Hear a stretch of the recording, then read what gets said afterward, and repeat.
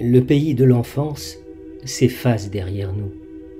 Il nous envoie parfois des signaux douloureux, d'immenses icebergs flottants qui paraissent nous couler. Et l'on peut croire que faire une psychanalyse, c'est s'en débarrasser à jamais, quitter ce qui adhère de l'enfance, de difficile et d'incertain, qui empêcherait l'adultité.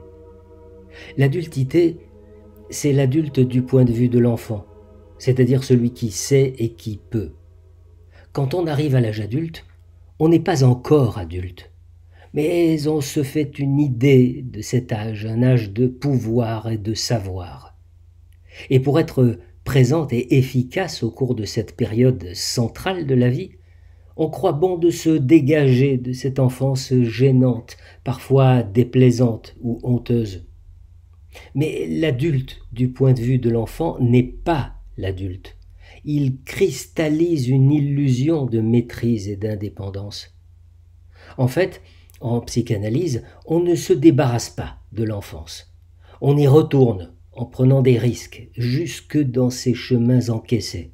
On l'apprivoise, on en mesure la complexité, on apprend à désapprendre, ne plus avoir honte, ne plus avoir peur. On apprend aussi que la régression, se laisser prendre temporairement par le temps de l'enfance, n'est pas nécessairement dangereuse pourvu qu'elle soit temporaire.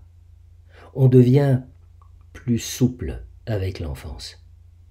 Un adulte, du point de vue de l'adulte, c'est alors quelqu'un qui a moins peur de son enfance et qui peut y revenir d'une manière apaisée, en rêve et en souvenir, qui s'en nourrit dans la mesure où c'est possible, qui y puise ses racines. Amélie est comme cela. Après des années de psychothérapie nécessaires, elle ose arriver à l'âge mûr, réinvestir des lieux de son enfance qu'elle avait abandonnés, des écrits, des carnets, des lectures, des souvenirs tout simples de bonheur quotidien. Les malheurs, les angoisses, les impasses, les frayeurs sans nom, elle les a arpentés. Ils ont existé et ils sont à leur place. Mais il y avait aussi autre chose qu'elle peut maintenant regarder, quelque chose qui lui a permis de traverser le reste, comme un bonheur d'être, un plaisir d'identité. Le reste existe aussi, les ronces et les fossés. C'est un aspect du paysage de ce pays. Mais il y a aussi cette vibration particulière de la lumière, cette manière attentive d'habiter le temps. Et c'est du bonheur. Certains s'accrochent à l'enfance parce qu'ils sont désireux de retrouver ce temps protégé par rapport aux soucis d'après. D'autres y adhèrent parce qu'ils veulent éliminer, nettoyer complètement sans y arriver ce qui fut douloureux. Dans les deux cas, on est prisonnier. Amélie est libre.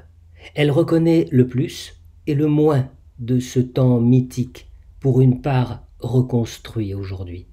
Elle avance adulte, sans trop d'illusions. Elle a débusqué ce qu'elle pensait très loin et qui est là, tout proche.